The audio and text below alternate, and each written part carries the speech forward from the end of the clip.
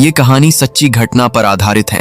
तो कहानी की शुरुआत में हमें दुनिया की सबसे सुरक्षित जेल को दिखाया जाता है, जिसका नाम है अल्काट्राज़। इतिहास में आज तक ऐसा कोई कैदी नहीं हुआ जो इस जेल से जिंदा निकल पाया हो, क्योंकि इस जेल के चारों ओर सिर्फ पानी ही पानी फैला हुआ था और यहाँ की सुरक्षा इतनी सख्त थी कि यहाँ पर परिंदा भी पर नहीं मार सकता था। इसके बाद हमें मॉरिस नाम के शख्स को दिखाया जाता है। मॉरिस का शौक ही बैंक लूटना और फिर वहां से फरार हो जाना था। यही कारण था कि इस बार उसे एक ऐसी जेल भेजा जा रहा था जहां से निकल पाना नामुमकिन के बराबर था। उस जेल का पहरा इतना मजबूत था कि अगर कोई गलती से वहां से बाहर निकल भी जाए तो उसकी वह आजादी उसकी जिंदगी पर ही भारी पड़ सकती थी, क्योंकि यह पूरी जेल एक टापू पर बसाई गई थी जहां जिधर भी नजर डालो सिर्फ पानी ही पानी नजर आता था। मॉरिस जैसे ही जेल के अंदर दाखिल हुआ, उसकी पूरी तलाशी लेने के बाद उसे कैदियों वाली वर्दी थमा दी गई। यहाँ हर एक काम बेहद अनुशासन के साथ होता था। कैदियों को अपनी मर्जी से इधर उधर घूमने की भी इजाजत नहीं थी। रोज सुबह घंटी बजते ही सारे कैदी उठ जाते, अपनी वर्दी पहनते और नाश्ते के लिए कतार में लग जाते। कुछ देर बाद लिटमस नाम के एक कैदी ने खाने की टेबल पर मॉरिस से उसका खाना मांगा और मॉरिस ने बिना किसी हिचकिचाहट के उसे अपना खाना दे भी दिया।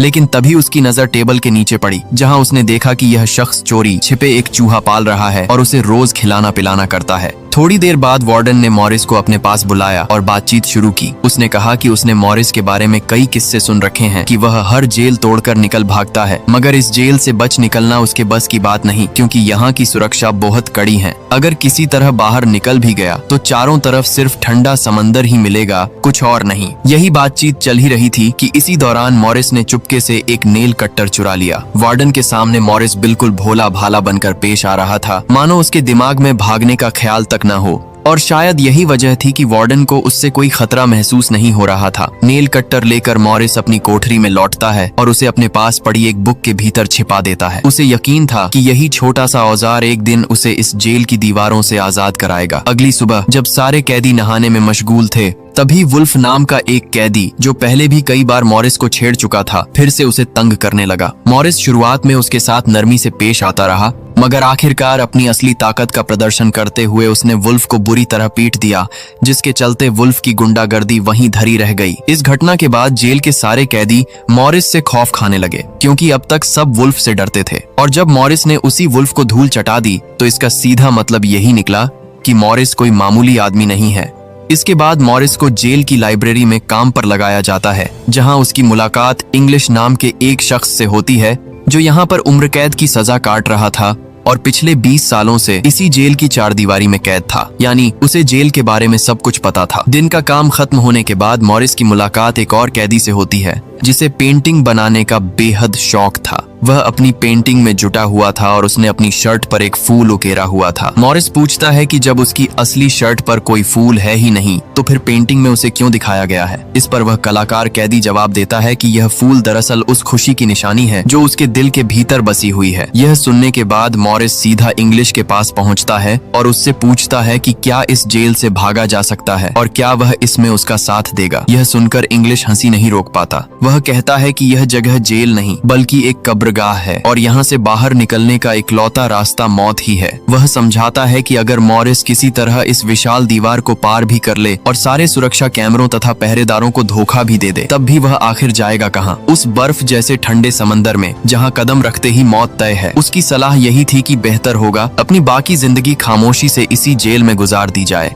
क्योंकि कम से कम वहाँ जिंदगी तो बची रहेगी। खैर, अगले ही सीन में मॉरिस को खबर मिलती है कि अब उसे लाइब्रेरी की बजाय कारपेंटिंग की दुकान में काम दिया जाएगा और साथ ही उसे 50 सेंट प्रति घंटे की मजदूरी भी मिलेगी। थोड़ी देर सोचने के बाद मॉरिस हामी भर देता है, क्योंकि उसे यकीन था कि वहाँ उसे ऐसी कोई चीज जरूर मिल जाएगी जो उसके भागने की योजना में काम आएगी। इस बीच मॉरिस ने हर उस कैदी की छानबीन कर ली थी जिस पर भरोसा किया जा सके, और लिटमस भी उसे एक भरोसेमंद साथी लगा। मॉरिस लिटमस से सवाल करता है कि इस जेल से निकल भागने का क्या तरीका हो सकता है, और लिटमस उसे बताता है कि हर कोठरी में एक एयर वेंट लगा है जिसका इस्तेमाल करके ऊपर छत तक पहुंचा जा सकता है और वहां से छलांग लगाकर आसानी से जेल की सीमा से बाहर निकला जा सकता है। यह चर्चा अभी चल ही रही थी कि पीछे से अचानक वुल्फ मॉरिस पर टूट पड़ता है, क्योंकि वो अपनी बेइज्जती का बदला लेना चाहता था। मॉरिस झट से अपना कोट उतारकर उसके हाथों में लपेट लेता है और वुल्फ को जमीन पर पटक देता है। यह पूरा नजारा वॉच टावर पर तैनात पहरेदार देख लेते हैं और ऊपर से गोली चलाकर दोनों को रोक देते हैं। इस झगड़े की सजा के तौर पर दोनों को यातना कक्ष में भेज दिया जाता है, जहां उन्हें पूरी रात तरह तरह की तकलीफें झेलनी पड़ती हैं और लगातार 2 हफ्तों तक उन्हें प्रताड़ित किया जाता है। आखिरकार दोनों को उस यातना कक्ष से बाहर निकाला जाता है। बाहर आते वक्त मॉरिस की हालत बेहद बिगड़ चुकी थी। जैसे ही वह बाहर कदम रखता है, लिटमस अपने चूहे के जरिए उसे वेलकम बैक वाली पर्ची भिजवाता है। उसी दिन मॉरिस की बगल वाली कोठरी में चार्ली नाम का एक नया कैदी आता है, जो जल्द ही मॉरिस का करीबी दोस्त बन जाता है। मॉरिस ने आते ही यहाँ एक अच्छा खासा ग्रुप तैयार कर लिया था कि उसी दिन, और उसने सबके सामने यह भेद खोल दिया था कि वह बहुत जल्द इस जेल से निकल भागने वाला है। जब यह सब लोग वहाँ मौजूद नहीं होते, वार्डन सभी कोठरियों का मुआयना करने निकलता है और जब वह चित्रकार कैदी की कोठरी में पहुंचता है तो उसे नजर आता है कि वह पहले से भी शानदार पेंटिंग्स तैयार कर रहा है और बिना किसी वजह के यह देखकर वार्डन आग बबूला हो जाता है और उसकी सारी पेंटिंग्स खराब करने के साथ साथ उसे हुक्म सुना देता है कि अब वह कभी पेंटिंग नहीं बनाएगा, बल्कि पेंटिंग की बजाय अब उसे कारपेंटिंग की दुकान में काम करना होगा। उस कलाकार ने अपनी सारी खुशी अपनी पेंटिंग्स में समेट रखी थी और वार्डन के इस फरमान ने उसे भीतर से पूरी तरह चूर चूर कर दिया। उसी गुस्से और तड़प में उसने अपनी वही 3 उंगलियां काट डाली जिनकी मदद से वह पेंटिंग बनाया करता था। जब मॉरिस उसकी कटी हुई उंगलियां देखता है तो वह अंदर तक हिल जाता है और वह गार्ड को वे उंगलियां थमाते हुए कहता है कि जाओ, यह अपने वार्डन तक पहुंचा दो। इसे देखकर उसे बड़ी खुशी होगी। यहीं पर यह जाहिर होता है कि मॉरिस भले ही एक चोर था, मगर दिल से वह एक भला इंसान भी था और उस चित्रकार की तकलीफ ने उसे सचमुच दुखी कर दिया था। उसी गम में डूबा वह चुपचाप अपनी कोठरी में बैठा था कि तभी उसकी नजर वेंट से बाहर निकलते एक बड़े से तिलछट्टे पर पड़ती है। इससे उसे समझ आ जाता है कि इस वेंट के पीछे काफी खाली जगह मौजूद है जहां ये तिलछट्टे पनप रहे हैं। अगले दिन मॉरिस की योजना और भी पक्की हो जाती है जब उसी दिन जेल में 2 नए कैदी आते हैं जो इससे पहले भी मॉरिस के साथ किसी और जेल में रह चुके थे और तीनों ने पहले भी मिलकर एक जेल से फरारी में कामयाबी हासिल की थी। इन दोनों भाइयों का दिमाग भी मॉरिस जितना ही तेज था। इसके बाद हम देखते हैं कि एक दिन इन सभी को अपने परिजनों से भेंट करने का मौका मिलता है। इंग्लिशमैन बरसों बाद अपनी बेटी के सामने आता है और यह देखकर उसकी आंखें भर आती हैं कि उसकी बेटी अब कितनी बड़ी हो चुकी है, जबकि वह उसके साथ ठीक से कोई वक्त बिता ही नहीं पाया।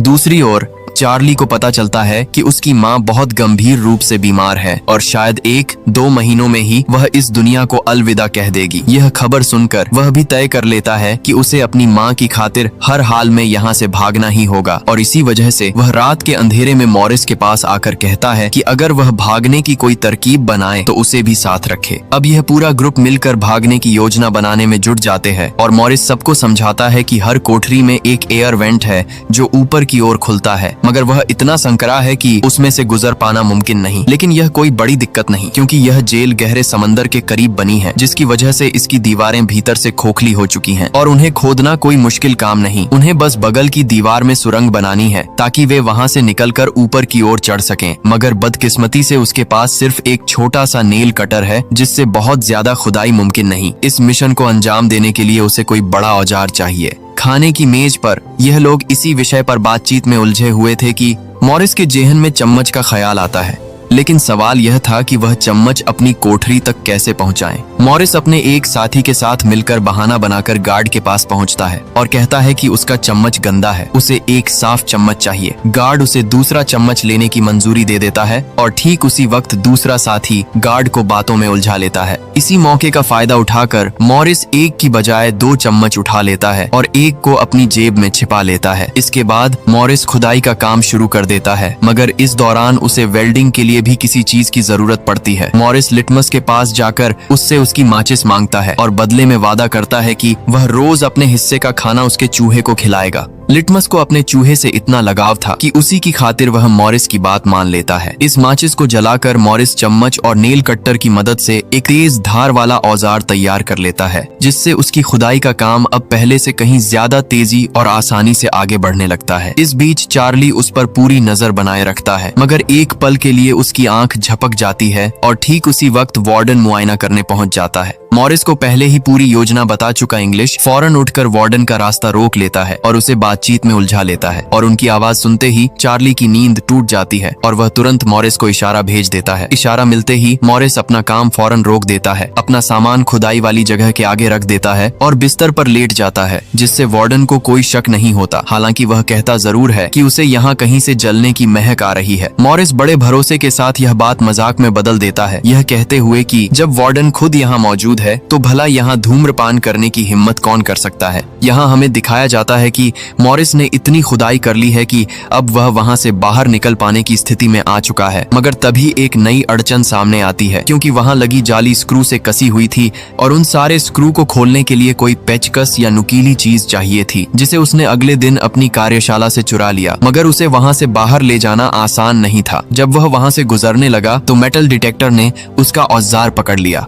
गार्ड ने उसे रोककर वह चीज उसके हाथ से ले ली और सब यही सोचकर घबरा गए कि अब मॉरिस पकड़ा जाएगा। मगर मॉरिस उनसे कहीं ज्यादा होशियार निकला। जो औजार गार्ड के हाथ लगा था वह असल में सिर्फ एक बैकअप के तौर पर लाया गया था, ताकि पहरेदारों का ध्यान भटकाया जा सके, क्योंकि असली औजार उसने अपने जूतों के भीतर छिपा रखा था। इसी धातु के औजार की मदद से उसने रात के अंधेरे में उस जाली को काट दिया और वेंट के भीतर जाने का रास्ता पूरी तरह खोल लिया। मगर मुश्किल यह थी कि अगर वह अभी वेंट के भीतर चला जाता तो सुबह पहरेदारों को कोठरी खाली मिलती और वार्डन को उनकी पूरी योजना के बारे में पता चल जाता। भीतर जाने से पहले उन्हें एक नकली सिर चाहिए था, जिसके लिए उन्होंने पहले लाइब्रेरी से कुछ किताबें चुराईं, फिर उन किताबों से एक बनावटी सिर तैयार किया, फिर चित्रकार का रंग चुराकर उस नकली सिर पर रंग किया और आखिर में नाई की दुकान से चुराए बालों को गोंद से उस सिर पर चिपका दिया। इस नकली सिर के साथ साथ मॉरिस ने एक नकली दीवार भी बनाई थी, जो बिल्कुल असली दीवार की तरह दिखती थी। यह दीवार इसलिए तैयार की गई थी ताकि किसी को यह शक तक न हो कि यहाँ सुरंग खोदी गई है। आखिरकार जब सारी तैयारी मुकम्मल हो जाती है तो रात के वक्त मॉरिस अपनी जगह पर नकली सिर रखकर वेंट के भीतर दाखिल हो जाता है।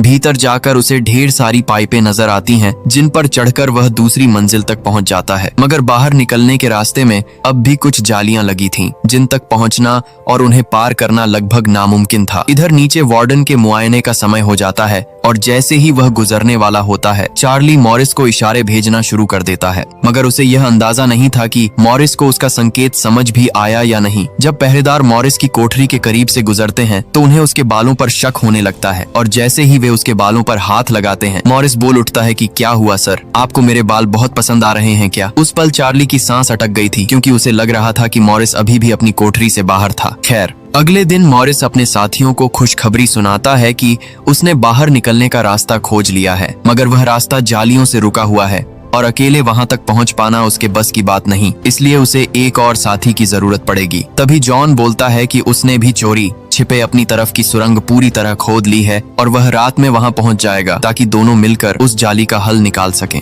जैसे ही रात होती है वे दोनों वेंट में पहुंचते हैं और उन्हें पता चलता है कि जाली सिर्फ लगाई ही नहीं गई थी बल्कि वेल्ड भी की गई थी, जिसे तोड़ना आसान नहीं था। उसे तोड़ने के लिए एक आरी की जरूरत पड़ने वाली थी। अगले दिन संगीत क्लास में मॉरिस की नजर एक छोटे से पंखे पर पड़ती है और यह देखते ही उसके दिमाग में विचार आता है कि इसी पंखे की मदद से वह एक आरी बना सकता है। इसलिए वह चार्ली से कहता है कि वह इस पंखे को अपने वाद्य यंत्र के डिब्बे में छिपा दे और यहाँ तक कि जब पहरेदार जांच करते हैं तब भी उन्हें उस बॉक्स में कुछ भी नजर नहीं आता। इस तरकीब से मॉरिस को एक और हथियार हासिल हो जाता है। पंखे को ड्रिल मशीन में बदलने के बाद मॉरिस और जॉन मिलकर उस जाली को काटने पहुँचते हैं। जॉन मॉरिस को अपने कंधों पर बिठा लेता है और मॉरिस उस छत को काटने में जुट जाता है। आरी की आवाज सुनकर पहरेदार को भी शक होने लगता है और वे ऊपर जांच करने के लिए बढ़ता है। मगर ठीक उसी बीच ड्रिल की आवाज थम जाती है, क्योंकि मॉरिस पहली पाइप काटने में कामयाब हो चुका था और आवाज बंद हो जाने से गार्ड जांच को नजरअंदाज करके आगे बढ़ जाता है। अगले दिन मॉरिस बेहद खुश नजर आता है और खाने की मेज पर सबको बताता है कि उसने रास्ता पूरी तरह साफ कर लिया है और अब इस जेल में कोई भी उन्हें रोक पाने की स्थिति में नहीं है। इसके बाद यह सारे लोग अपनी अपनी कोठरियों में वापस पहुंचते हैं और जब इंग्लिश किताबें बांटने आता है